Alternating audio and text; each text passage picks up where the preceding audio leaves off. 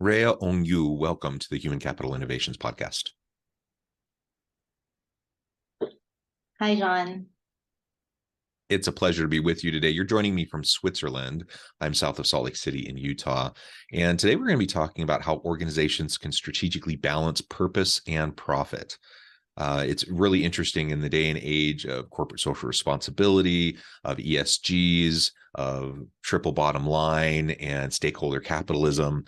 There's really a push towards more purpose-driven organizations that are sustainable, that are paying attention to a more holistic experience of consumers and employees and all of that. Yet businesses are still in business to make money, to make profit. That's how it works within our capitalistic system. And so it's interesting to think about how those two connect and balance with each other. And I'm excited to explore all of this with you today. As we get started, I wanted to share Rhea's bio with everybody. Rhea Ong Yiu is partner and management consultant at Live Sciences, an experienced consulting startup with the vision to catalyze the success of its customers. She is a synergy igniter, community builder, and real enabler. She thrives in the complex transformation world and uses her passion to ignite curiosity, spark change, and support leaders to unleash their inner superpowers. She also co-created Teal Around the World, an initiative that brings together communities of like-minded future of work enthusiasts. I love all of that. Thank you so much again for joining me. Anything else you would like to highlight from your background or personal context before we dive on into the conversation? No, thank you for having me, John. And I really look forward to this conversation. Okay. Well, why don't we start out with the general framing? Again, this balance between purpose and profit. How do you view those components? How do you view this general balancing act that organizations and that leaders are engaging in? And then we can start to dig into some of the strategic approaches to how we can go about this. Yeah, sure. I think maybe I could put it in our context, right? Our company, Life Sciences, we are a purpose-led, and also, of course, we need profit in order to thrive in the business. I think there's a real need to strike a balance between what is your big audacious goals and the big impact that you want to create in the world, and also, and along the way, why not create profit so people within the organization can fully actualize their potential and thrive. Yeah, and the reality is, if we don't have sufficient revenues, if we don't have profit, we're not going to be around for very long unless you have a wealthy benefactor who's going to fund everything. You're really just not going to last, no matter how good the idea is, no matter how great of a product or service you're providing. You need that profit, and we've seen organizations that have tried to make it without some sort of a sustainable financial model for their organization, and it just doesn't work in the long run. There's only so long you're going to have seed funding and investors dumping money into an organization. At some point, they're going to stop. It's going to dry up, and if you're not making revenues, if you're not efficient and productive, if you're not adding value to the market, then these organizations are going to cease to exist.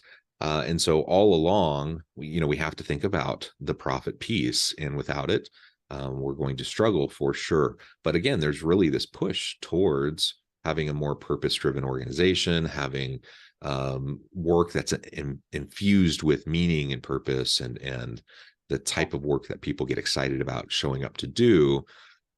Sometimes that can be in tension with the profit piece. So how do we go about reconciling those elements? No, what you say is very important to recognize that, in order for companies nowadays to stay on the top of let's say, the market, it's also important to be very clear on their purpose.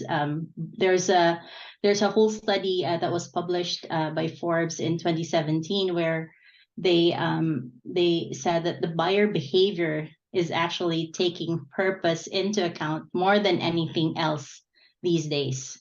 So there's a clear intention around why people want to patronize your product and your business, right? And why people want to work with you. And I think this is something that we need to be cognizant about within the business model, that we need to realize that purpose actually amplifies the profit. And the brands that are standing up for something that is, let's say, very noble as an initiative, will also find itself being more successful in terms of having customer loyalty and preference. Yeah, for sure. So done right, the purpose-driven organization, purpose-driven work, purpose-driven products and services, all of this can lead and really should lead to higher profits. Everything that you just described will be outcomes of all of this.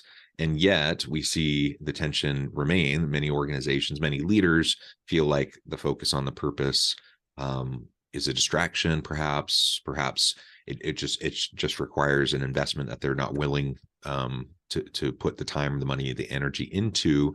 They'd rather focus on, the specific product offering or reducing costs in some way, not adding to costs through investing in purpose. And so, we continue to have this tension, and you have some forward-thinking organizational leaders that get it, and they invest in this, they go all in this, and you see many really great examples of positive outcomes. Yet, in my experience, many still don't quite get it, or they kind of conceptually understand it, but it just feels too risky to really go all in on. What would you say that organizations and leaders tend to be getting wrong about this relationship between purpose and profit, and how can we start to shift the way they're approaching it? I think there's many things that I can think of. One is in a recent conversation that we've been having around purpose.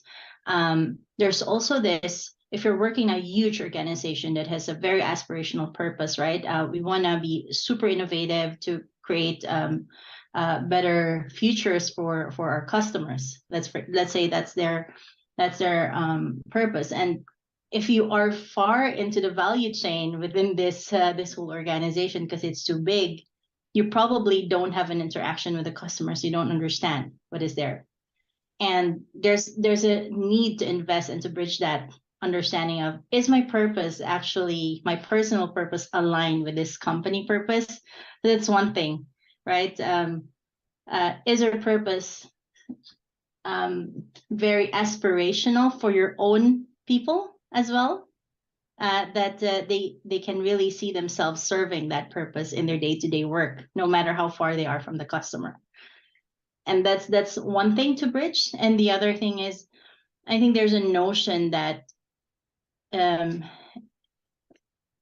businesses are still very much profit driven, and so how do we change that narrative? How do we actually look at what is the impact we're trying to create as a business? What are we trying to bring to the world that will actually maybe shift the needle in terms of the conversations we're having? I love how there's the ESG and all of this agencies that allow us to anchor into something meaningful. Yeah. You have social impact investing. Again, triple bottom line: people, planet, profit. Profit's still there. We're not suggesting that we don't have a profit. In fact, again, as we've mentioned, if you don't have profit, if you don't have revenue, you're going to struggle to continue to exist. And so that's definitely important. But I love the focus on the purpose, the people, the planet. All of those elements are so critical if we're going to look at things holistically. I think about all the negative externalities from an if you think back to your Econ 101 class that you took in college or high school, you talk about negative externalities. Like the free market has many positive components to it, but it produces negative outcomes, especially in terms of exploitation and hurting potentially employees, customers, the environment. And so that's why we have things like government regulations. That's why we have industry standards, and there's self-policing within industries. That's why there's been this movement towards more responsible businesses, CSR and ESGs and such, that we just recognize that there are these negative consequences of a capitalistic free market system that needs to be corrected for. But you don't have to throw the baby out with the bathwater. You can still enjoy many of the positive aspects of the free market while also diminishing or mitigating those negative externalities. And purpose is one of the great ways to go about doing that, because people really get passionate about and get behind a people-centric, people-oriented organization that's focused not only on the good of the people within the organization, the employees, the workers, but also the customers. And they recognize the need, the role they play in their community, the needs for from an environmental perspective, et cetera, the social impact components of what the business is doing or could be doing, the impact that they could be having. All of that really contributes to this framework. And man, the public sentiment around this has changed dramatically over the last, I don't know, certainly the last 10 years, but really the last, couple of decades. I've seen huge shifts, which I think is largely positive, still somewhat performative for some organizations, but the narrative is shifting. Yeah, I completely agree with you. I love seeing that the narrative is slowly, moving into a good direction. You asked earlier, what other things do I see? There's also this notion that purpose work is left to a philanthropic initiative, and I would dare say that it's a lot more than that.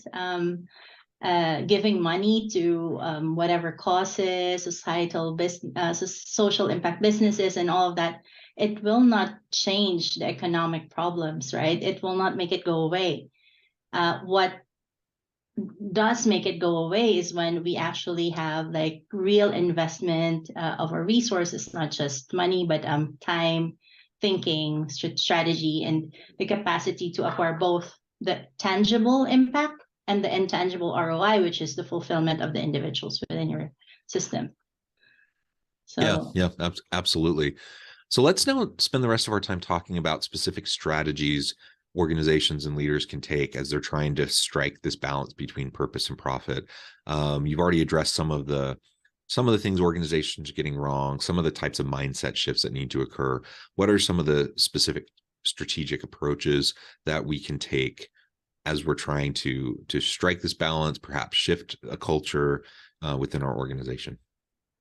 I think the concept of a shared value thinking is very relevant here. When I say shared value thinking, it's about, how do I create a purpose statement within my organization that resonates with my customers, my patients, if you're in the healthcare industry, and also with my people who are working within the organization, right? How can we create a platform for inspiration, a platform for collaboration, to find synergies that we can solve the problems that we are facing or address the needs that are unmet in our society? That's one thing that really comes up to me more and more, is how can we move into that ecosystem where we have partnerships and we tap into those partnerships to help address the different needs that we see that are emerging in our space, in our business, but also in the market that we are trying to capture. Yeah, excellent. As we think about the internal mechanisms of an organization, I think of the policies, practices, procedures that are embedded within an organization that create the organizational system. So we can have great statements, we can have hopefully commitment from the top down to help infuse energy and have bottom-up support. Hopefully those elements are there. But so much of this, I think, really comes back to what types of systems, processes, procedures do we put in place that will help to embed and infuse these goals and this purpose throughout the organization, hold people accountable for these elements, so that it's not just something, that the CEO gets up in an all hands meeting and kind of gets everyone excited. They think about it for a month and then it kind of fades away. How do we embed this into our performance coaching and performance review process? How do we build this into ongoing OKRs and various metrics that are utilized within the organization? Any thoughts on some of those components? Yeah, definitely. I think one way to enable the impact of purpose is really, and also to, in return, have the profit, is to really unleash the people, the amazing people working in the organizations, right? The potential of these people by creating the right environment for them to be successful. So when I talk about this, it requires a shift from, like, I think it was Simon Sinek who said, like, if you hire people who are experts in their field, why are we telling them what to do and how to do it, right? So I think about the concept of self-management, where we truly unleash people for what they are there for, to help them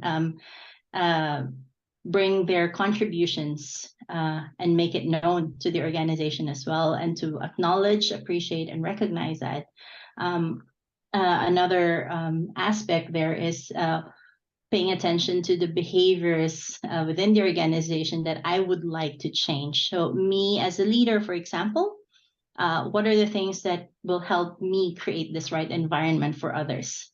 So a sense of safety, the sense of community as well is a big deal, because people want to feel safe to do certain things, right? And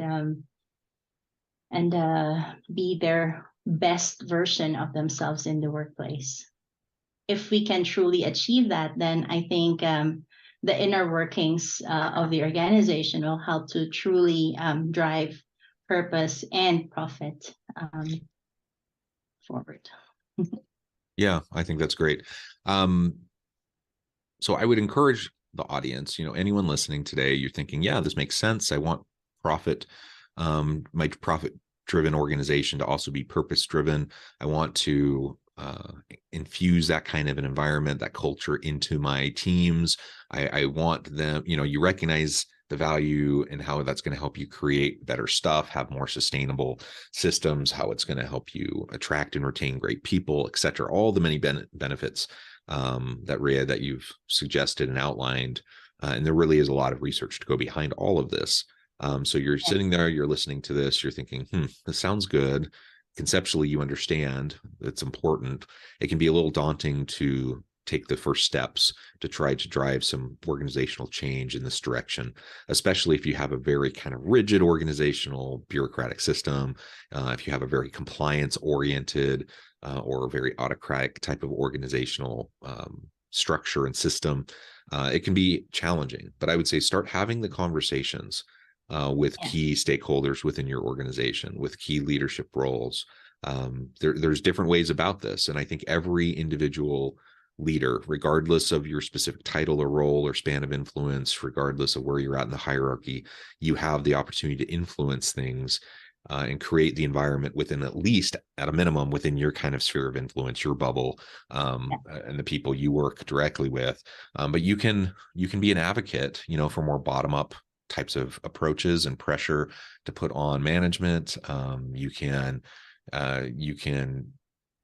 help to create, coalitions of interested individuals like yourselves that might be in middle management to continue to pursue this and push this kind of a dialogue along. I think all of that's healthy. When you have a CEO that's committed and can kind of push a top-down approach and support it with resources, that's fantastic. That doesn't always happen that way, and so let's look for other ways, and at a minimum make sure that we're creating a really great environment for our teams and infusing purpose and meaning into what work looks like for our organizations, for our specific portions of the organization. And maybe we can finish there just by talking a little bit about really the future of work and how purpose connects with the future workplace. We already know that purpose-driven work is important. Where do you see things going in the next 5 years? And how do we prepare for that future? Yeah. I think the questions that people are asking themselves, the questions that we are asking ourselves have also changed, right? And based on those questions, we are also seeing a shift in how courageous can I be in making a small change tomorrow? Like being mindful that I cannot change the world overnight. What is the small change that I can do every day that will get me somewhere? And I think this is a conversation that many teams are starting to recognize.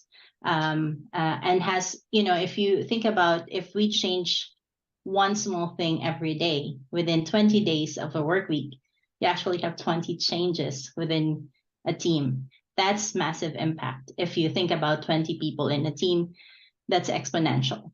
So I think the concept of recognizing that there is power to change some things in small incremental ways is going to really contribute towards the future of how work is going to evolve.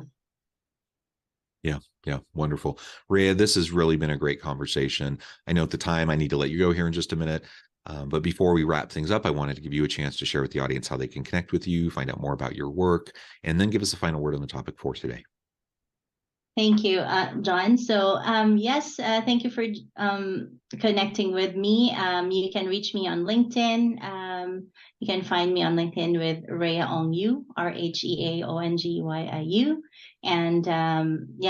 and or drop us an email at action@lifesciences, and we will be happy to connect with you if you have any questions. Thank you. Yeah, perfect. Rhea, thank you again. It's been a pleasure. I encourage the audience to reach out, get connected, find out more about what Rhea and her team can do for you. And as always, I hope everyone can stay healthy and safe, that you can find meaning and purpose at work each and every day. And I hope you all